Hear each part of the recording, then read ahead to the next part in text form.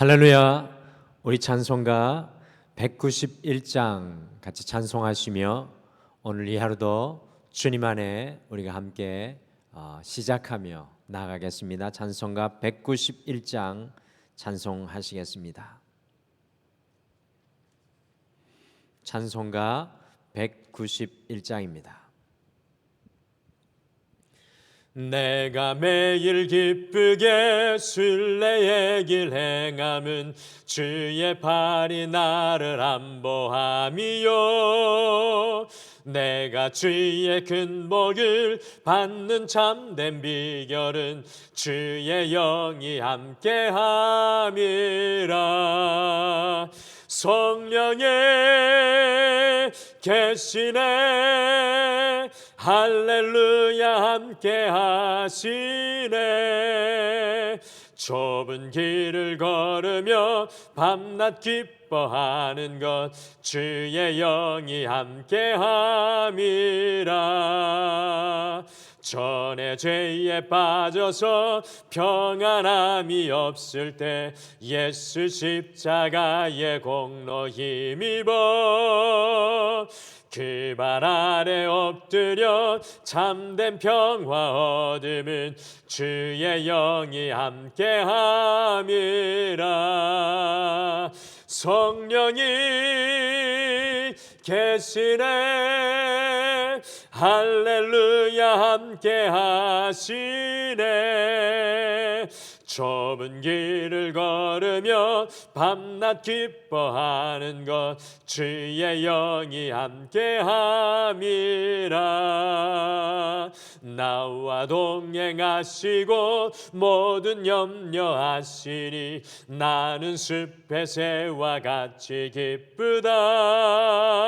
내가 기쁜 마음으로 주의 뜻을 행함은 주의 영이 함께함이라. 성령이 계시네, 할렐루야 함께하시네. 좁은 길을 걸으며 밤낮 기뻐하는 것 주의 영이 함께함이라.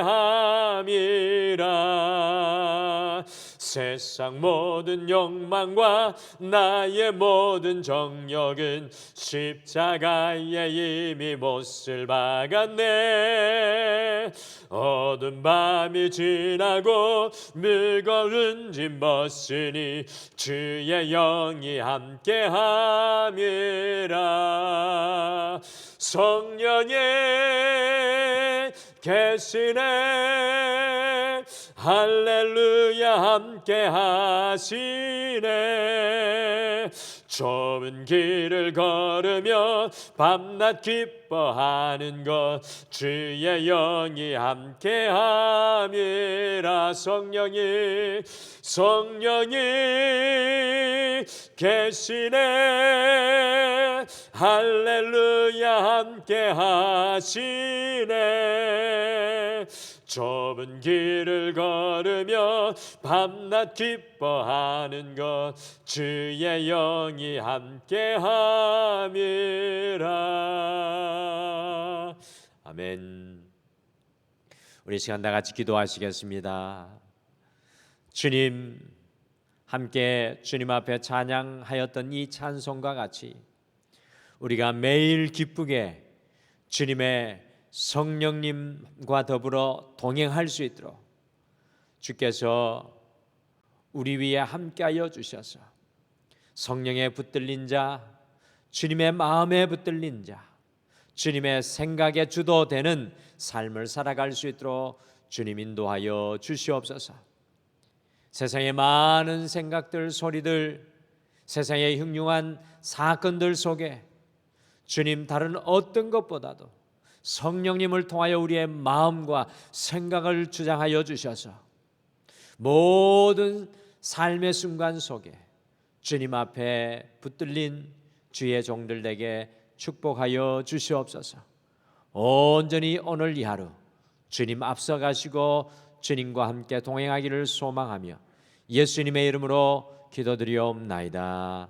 아멘. 우리 오늘 함께 보실 주님의 말씀은 창세기 44장 14절에서 18절 말씀입니다. 창세기 44장 말씀입니다.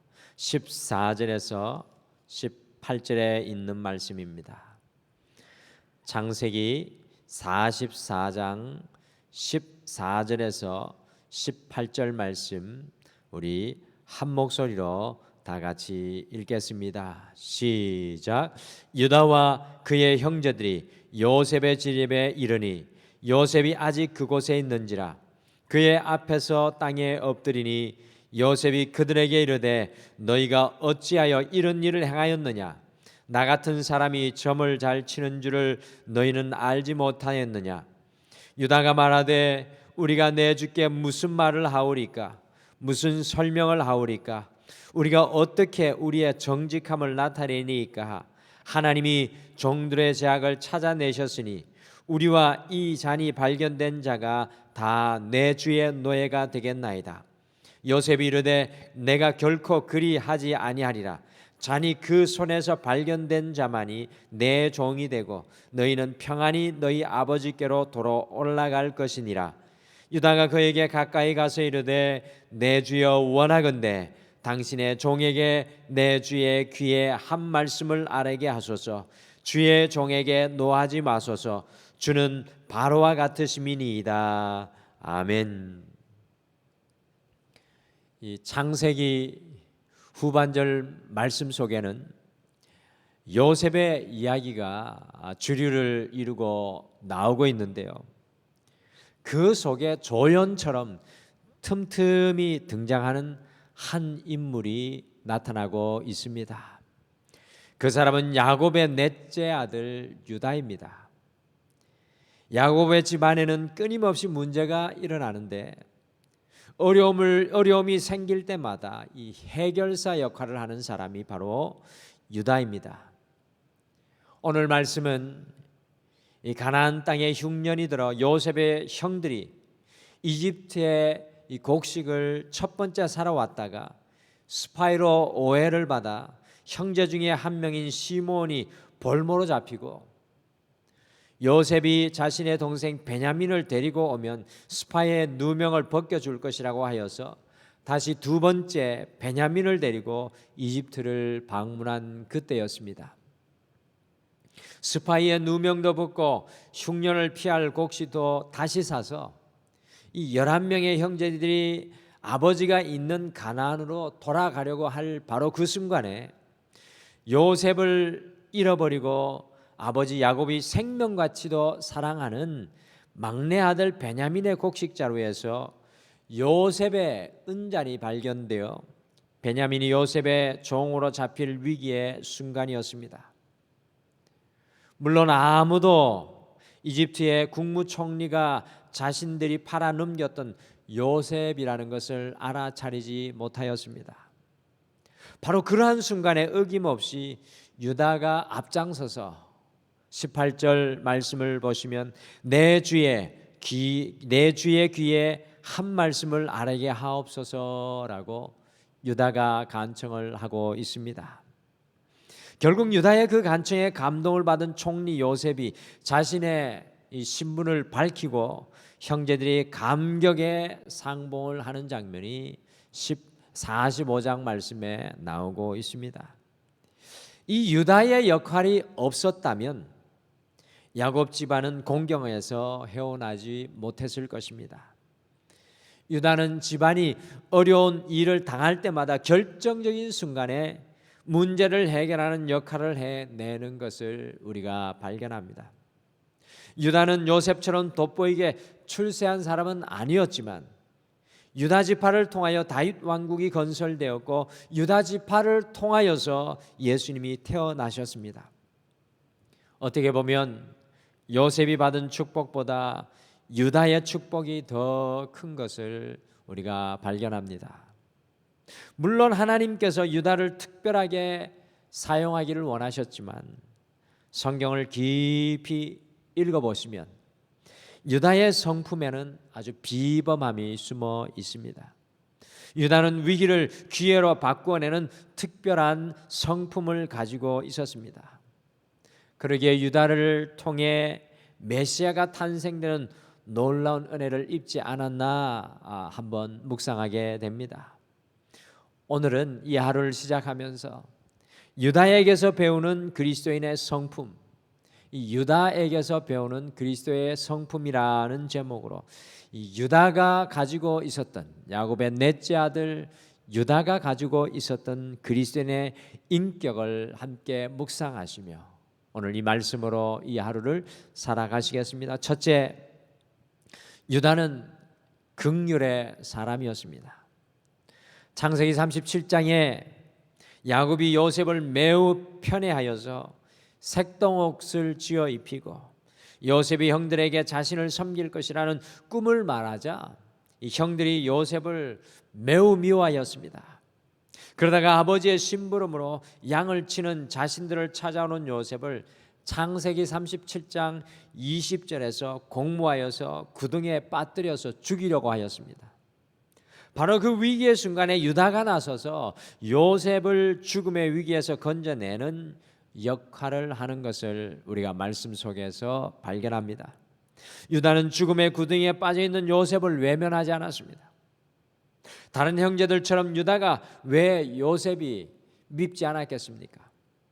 그러나 유다는 다른 형제들과 달리 그 마음 속에 긍휼의 마음이 있었습니다. 이 긍휼의 마음이 바로 우리 예수님의 마음이었습니다. 예수님께서 이 땅에 오셨을 때 귀신 들린 자, 문둥병자, 죄짓고 돌에 맞아 죽을 수밖에 없는 그 사람들을 구해 주셨을 뿐만 아니라 굶주린 무리에게 먹여 주셨습니다. 예수님의 이 땅에서의 사역이 바로 긍휼하심의 사역이셨습니다. 예수님의 그 긍휼하심을 입은 사람들이 바로 오늘 우리 모두입니다. 예수 그리스도의 긍휼하심의 은혜가 없었다면 우리는 구원의 소망을 가질 수 없었던 사람이었습니다. 유다의 성품 속에는 예수 그리스도의 긍휼의 DNA가 흐르고 있었습니다. 그리스도인의 DNA 속에는 긍휼함이 있어야 합니다. 마태복음 5장 7절에 긍휼히 여기는 자는 복이 있나니 그들이 긍휼히 여김을 받을 것이며 라고 말씀합니다. 사랑하는 성도 여러분, 지금 이 시대는 긍휼함이 사라지고 있는 시대입니다. 얼마나 민감하고 얼마나 날카로운지 알 수 없습니다. 예수 그리스도의 DNA가 사라지고 있는 시대입니다. 특별히 가정을 위해서 깨어 기도하는 우리 주님의 긍휼함을 품고 우리 남편과 아내, 자녀들을 위해 기도해야 할 것입니다. 유다와 같이 주님의 긍휼하심을 품은 깨어있는 성도가 우리 등마루교회에 필요합니다. 이 나라 이 민족을 위해서, 아니 우리의 가까운 이웃을 위해 주님의 긍휼하심을 품은 사람이 필요합니다. 예수 그리스도의 긍휼의 DNA를 가진 사람은 기쁨의 복음을 전하지 않을 수가 없습니다. 주님의 소망과 희망의 복음을 외치지 않을 수 없을 것입니다. 오늘 이 하루를 살아가면서 우리의 삶의 모든 현장 속에서 이 긍휼을 모든 사람에게 유다와 같이 드러내며 살아가는 작은 예수의 걸음을 걸어가시기를 축복합니다. 둘째, 유다는 말의 은혜가 있는 사람이었습니다. 유다는 특별히 은혜로운 말을 만들어내는 사람이었습니다. 창세기 44장 18절 이후의 말씀에 보시면 유다의 말 한마디 한마디가 마치 구슬과 같습니다. 형제들이 요셉을 구덩이에 빠뜨려 죽게 하려고 할 때에도 은혜로운 말로 그들을 설득할 때에 난폭한 형제들이 유다의 말을 청종하였습니다. 또한 아버지 야곱을 설득하여 막내 아들 베냐민이 이집트로 내려가게 하는 것을 발견합니다. 심지어 유다가 말을 하면 아버지도 그 말을 믿고 신뢰하였습니다. 유다의 말을 가만히 들어보시면 자극적인 말을 삼가하고 상대를 인정하고 존경하고 높이며 겸손과 신뢰의 마음을 품고 은혜로운 말을 만들어냅니다. 유다가 입을 열면 감동이 되고 지혜가 나고 해결의 길이 열렸습니다. 입술의 말은 마음에서 나온다고 했습니다. 유다의 마음이 그의 입술에 있었던 언어와 같았을 것입니다. 유다의 은혜의 말의 하이라이트가 바로 창세기 44장 33절입니다. 같이 창세기 44장 33절 말씀 함께 읽겠습니다. 시작. 이제 주의 종으로 그 아이를 대신하여 머물러 있어 내 주의 종이 되게 하시고 그 아이는 그의 형제들과 함께 올려 보내소서. 베냐민 대신에, 아버지가 너무도 사랑하는 베냐민 대신에 자신이 종으로 남아 있겠다고 고백하는 유다의 말입니다. 결국 유다의 이 말로 인해서 45장 1절과 2절에 요셉이 대성통곡을 하게 되고 자신이 요셉인 것을 드러내고 형제들과 화해하고 있습니다. 신앙생활 하면서 제일 먼저 바뀌어야 할 것이 바로 우리의 말입니다. 그런데 신앙생활을 오래 하신 분들 중에서도 그 말이 바뀌지 않는 안타까운 분들이 있습니다. 그리스도인의 말은 유다의 말과 같이 은혜로워야 합니다. 그리스도인의 말은 상대방을 세워주고 살리는 말이 되어야 합니다. 그리스도인의 말은 부정이 아니라 긍정이 되어야 하며 그리스도인의 말은 어두운 세상 속에서도 소망을 선포하는 말이 되어야 합니다. 온전한 그리스도인의 말은 능력과 확신이 그의 언어 속에서 풍겨나와야 합니다. 오늘 이 하루 유다의 언어와 말이 우리의 말이 되어서 모든 삶의 현장 속에서 은혜의 말을 선포하고 나누기를 간절히 축복합니다. 마지막으로 유다는 책임질 줄 아는 사람이었습니다. 44장 33절에서 보셨듯이 유다는 자신의 생명을 걸고 아버지의 소망인 베냐민을 살려 내려 하였습니다. 다른 형제들은 이 어려운 상황 속에서 꿀먹은 벙어리와 같이 어찌할 줄 몰라 하였습니다. 그러나 유다는 자신이 책임지겠다는 자세로 십자가를 지겠다는 자세로 나아갑니다. 다른 말로 유다의 모습 속에서 우리는 예수님의 모습을 발견하게 되는 것입니다. 인류의 죄악을 십자가 위에서 끝까지 감당하시는 예수님의 모습이 바로 유다의 DNA 속에 흐르고 있습니다. 이 중보기도의 비밀이 바로 이 유다의 성품 속에 담겨져 있습니다. 책임을 느끼며 함께 기도하는 것이 바로 중보기도의 모습입니다. 모세가 중보기도할 때 심지어 생명책에서 자신의 이름을 지어달라고 할 정도로 책임감으로 기도하였습니다. 우리나라가 지금 어려운 것은 책임지려고 하는 사람이 없기 때문입니다. 우리나라의 교회가 어려운 것도 우리 가정이 어려운 것도 끝까지 책임지려고 하는 십자가를 지는 사람이 없기 때문입니다. 우리가 책임지고 두 무릎을 꿇는 바로 그 순간에 주님께서 감동하실 줄 믿습니다. 요셉이 감동하였던 것처럼 우리가 책임지고 십자가를 지는 그곳에 주님이 감동하실 줄 믿습니다. 우리 가정 속에 우리가 무엇을 책임지고 십자가를 지는 마음으로 엎드려야 합니까? 우리 교회 속에 이 나라와 이 민족 속에 우리가 무엇을 책임지고 엎드려야 합니까? 가장 작은 십자가라도 우리의 어깨에 메고 오늘 이 하루 다윗과 같이 예수님과 같이 책임지는 삶을, 유다와 같이 예수님과 같이 책임지는 삶을 오늘 이 하루도 살아가시기를 간절히 축복합니다. 유다의 성품 속에 우리 예수님의 인격이 물씬 풍겨납니다. 유다는 긍휼의 사람이요 은혜로운 말의 사람이요 끝까지 십자가를 지고 나가는 책임의 사람이었습니다. 오늘 이 하루 우리의 인격 속에 우리의 삶의 모습 속에 긍휼이 드러나고 우리의 입술 속에 은혜가 선포되며 우리의 삶 속에 다른 사람을 위해 십자가를 지는 우리 주 예수 그리스도의 인격이 드러나시는 이 하루가 되시기를 간절히 축복합니다. 우리 다 같이 기도하시겠습니다. 주님, 야곱의 네 번째 아들 유다 속에